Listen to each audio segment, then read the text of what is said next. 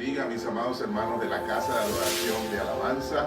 Y Dios bendiga a cada amigo y a cada hermano que pueda estar al alcance de mi voz. Doy gracias al Señor por esta oportunidad y este privilegio que me concede de una vez más poder llegar hasta cada uno de ustedes para traerles un pensamiento de la palabra del Señor. Agradezco en forma especial a nuestro obispo Joel Cruz y a los pastores y líderes de la Casa de Adoración y de Alabanza por este privilegio que me conceden de una vez más poder traerles un pensamiento de las Sagradas Escrituras para bendición nuestra y edificación de nuestras almas. En el día de hoy me gustaría que fuéramos al libro del Evangelio según San Marcos, al capítulo 16 y al verso 7. Libro del Evangelio según San Marcos, capítulo 16 y verso 7, dice la palabra del Señor así, en el nombre del Padre, del Hijo y del Espíritu Santo. Amén. Pero id y decid a sus discípulos y a Pedro: Él va delante de vosotros a Galilea, allí le veréis tal como os digo. Amén. Así que en este verso que nosotros hemos leído, este relato bíblico, en el contexto de este verso, están María, la madre de Jacobo, está María Magdalena, y iban rumbo a la tumba. Pero cuando llegan a la tumba, la piedra había sido movida y el personaje que ellos esperaban encontrar en la tumba, que era Jesús, quien acababa de haber dado su vida en la cruz del Calvario, no estaba allí. En su lugar había un ángel, un hombre vestido con unas ropas blancas, y dice que les dio las buenas nuevas de que Jesús había resucitado. Y fue el ángel el que expresó las palabras de este verso que nosotros hemos leído. Les dijo: ve a los discípulos y a Pedro y diles que él va delante de vosotros a Galilea. En este momento en que este ángel dice estas palabras, habían 11 discípulos. Sabemos todo lo que sucedió con Judas. Así que de los 11 discípulos, solamente el nombre de Pedro es mencionado. De todos los personajes del Nuevo Testamento, mis amados hermanos, con la excepción de nuestro amado Señor y Salvador Jesucristo, Pedro es el favorito mío. Pedro era un líder natural. Pedro era un hombre valiente, un hombre impulsivo, pero era un hombre sencillo y era un hombre apasionado. Era un hombre con muchas virtudes, pero a la misma vez era un hombre con muchos defectos. Me identifico mucho con este personaje, mi amado hermano. Me identifico con él, con su carácter, y me identifico mucho con su historia. Veamos un poquito acerca de la vida de Pedro. Pedro pertenecía al círculo íntimo de Jesús. Pedro, Jacobo y Juan estaban siempre cerca del Maestro. Amén.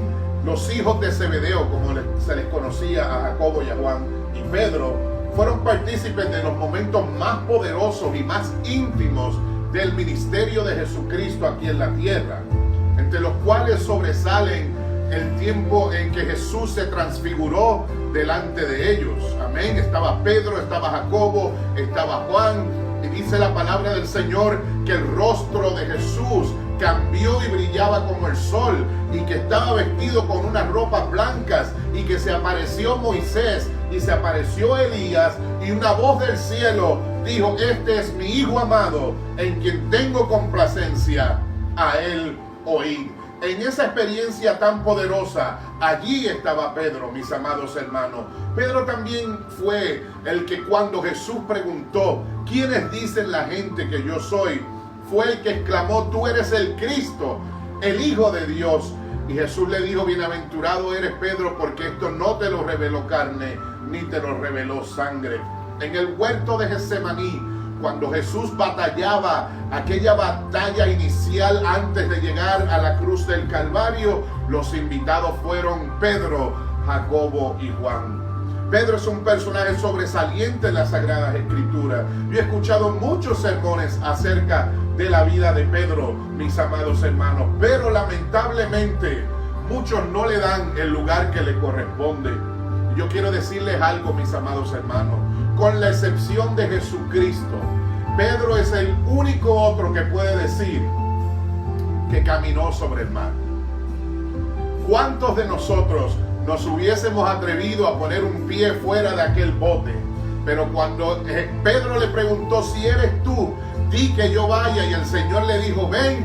Pedro no lo pensó dos veces y se echó a la mar a caminar sobre las aguas. Amén. Y caminó hasta donde estaba el maestro, pero en determinado momento las tormentas, los vientos lo desenfocaron, quitó la mirada de Jesús y dice que comenzó a hundirse. Y en ese preciso momento Jesucristo extiende su mano. Amén, porque en ningún lado en la Biblia dice que Jesús tomó a Pedro al hombro, lo levantó de estarse hundiendo en las aguas y caminaron juntos nuevamente. Porque hay veces, amados hermanos, que cuando estamos caminando sentimos que nos vamos a hundir. Pero yo quiero decirte algo: el Maestro extiende su mano en este día y te dice: ven, tomado de mi mano, podemos caminar por las tormentas de la vida y seguir hacia adelante. Pedro quitó su mirada de Jesús y en el momento él comenzó a hundirse. Hebreos 12:2 dice: puestos los ojos en Jesús. Mientras nuestros ojos estén mirando a nuestro Salvador, a nuestro Maestro, a nuestro amado Señor Jesucristo, nunca nos hundiremos en las batallas y las tormentas de la vida. La vida de Pedro, mis amados hermanos, fue una vida llena de conquistas, una vida de montañas altas y también una de valles muy bajos. Su vida se puede comparar a una montaña rusa, donde hay muchas subidas y a la misma vez hay muchas bajadas. Las victorias de Pedro fueron grandes, pero sus fracasos y sus deslices fueron grandes también. Pedro le cortó la oreja a el siervo del sumo sacerdote, y el más grande de todos sus fracasos, en el momento en que pudo haber cumplido con la palabra que él mismo había dicho cuando dijo: todos los demás te van a negar, pero yo nunca te voy a negar. Todos los demás te van a dejar, pero yo nunca te voy a dejar. Antes de que el gallo cantara, Pedro había negado al Maestro 3 veces. Amén. Así que Pedro no fue el primero ni fue el último, mis amados hermanos, de los grandes hombres de las Sagradas Escrituras en necesitar una segunda oportunidad. Amén. No fue el único que le falló a Dios. Alabado sea el nombre del Señor. Porque una cosa tiene la palabra del Señor, mis amados hermanos, y es que la Biblia no tapa los momentos de fracasos y los momentos de deslices de muchos de sus personajes. Amén. Y esto es bien importante y es hermoso a la misma vez, porque de esta manera nosotros podemos entender que el protagonista de esta historia, mis amados hermanos, que el personaje principal de esta historia es Dios y su plan redentivo para cada uno de nosotros. Todos los demás simplemente son parte del elenco. Amén. Y son hombres que fallaron en determinado momento y necesitaron una segunda y aún algunos una tercera y una cuarta oportunidad.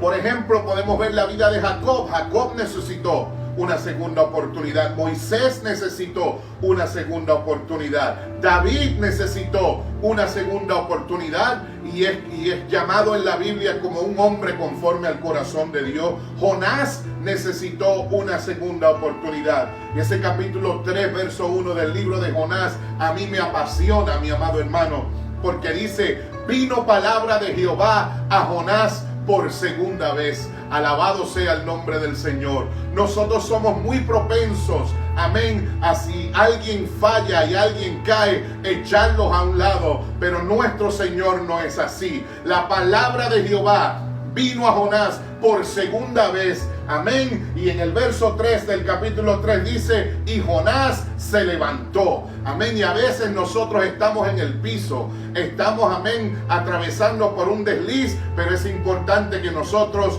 nos levantemos, amén, con la ayuda del Señor, porque la palabra del Señor dice que 7 veces cae el justo, 7 veces Dios le levanta. Y lo bueno, mi amado hermano, de tocar fondo es que ya no tienes ningún otro lugar a donde ir, sino hacia arriba. Alabado sea el nombre del Señor. Y cuando uno habla de tocar fondo, inmediatamente viene a nuestra mente la historia del hijo pródigo. El hijo pródigo, teniendo todas las oportunidades, un día decidió hacer lo que él quería hacer con su vida. y malgastó todo su dinero. Y llegó un momento en que se encontró lleno de vergüenza, lleno de culpa. Alabado sea el nombre del Señor. Pero en ese momento en su mente elaboró un plan y dijo: voy a volver a mi padre y le voy a decir: Padre, yo he pecado contra el cielo y contra ti, ya no soy digno de ser llamado tu hijo. Dice la palabra del Señor que después que preparó el discurso que habría de darle a su padre, se encaminó hacia su casa. Y qué hermoso, mi amado hermano, que la Biblia dice que aún estando lejos, su padre lo alcanzó a ver. Y cuando lo vio fue movido a misericordia. Amén. Porque Dios se mueve a misericordia. El hombre quizás podrá decir: caíste, resbalaste, ya no sirve. Pero nuestro Dios no es así. Él es movido a misericordia. Alabado sea su nombre para siempre. Y en ese momento el padre corrió hacia aquel hijo. Y no necesitó el discurso que tenía. Y no necesitó ser un siervo, sino que fue restaurado. Alabado sea el nombre poderoso del Señor. En el libro de Lucas, en el capítulo 22 y el verso 62, dice que Pedro lloró amargamente. Pedro negó a su maestro. Pedro le falló en el momento que debió haber sido fiel y le costó lágrimas y lloró amargamente, mis amados hermanos. ¿Por qué? Porque la culpa se había apoderado de él. Pero es importante que nosotros entendamos que Satanás es un mentiroso, que no es tu fin, que el hecho de que hayas pasado por un momento difícil no quiere decir que todo está perdido. En el día de hoy yo quiero decirte: Dios no ha terminado contigo. Alabado sea el nombre del Señor. Primera de Reyes 19:7 dice: levántate y come, porque largo camino te resta. Así que Pedro, cuando falló, aún después de haber escuchado, amén, que el maestro había resucitado, ya habían informes, aún así Pedro decidió volver a la pesca. Jesús lo había sacado de ser un pescador de peces y lo había hecho un pescador de hombres, y ahora Pedro vuelve a ser pescador de peces. Alabado sea el nombre del Señor. Pero en el libro de Juan, en el capítulo 21, de los versos 2 al 7, los cuales se los quiero leer en este día, dice la palabra del Señor: estando juntos Simón Pedro, Tomás llamado el Dídimo, Natanael el de Caná de Galilea, los hijos de Zebedeo y otros 2 de los discípulos, Simón Pedro les dijo: voy a pescar. Y ellos le dijeron: vamos nosotros también contigo. Fueron y entraron en la barca, y aquella noche no pescaron nada.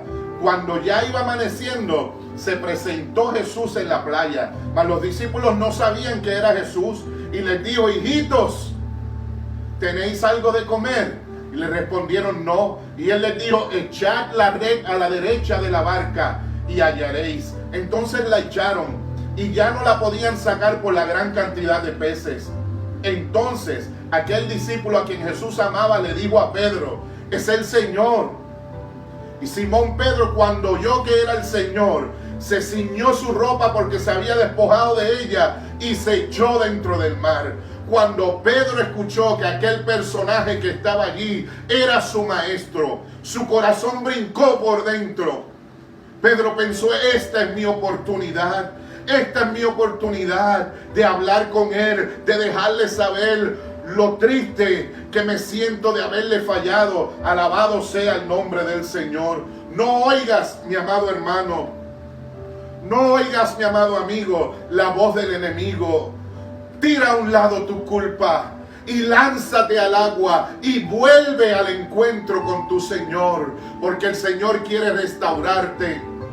En el capítulo 18 del libro de Jeremías, la vasija que se rompió en las manos del alfarero, el alfarero no la tiró a un lado. La palabra del Señor dice que el alfarero volvió y tomó el barro y volvió a moldearlo e hizo una vasija útil para la gloria y la honra de su nombre. No permitas, mi amado hermano, que la culpa te paralice. Dios cuenta contigo. Sí, aún con tus limitaciones, aún con tus fallas, Dios cuenta contigo.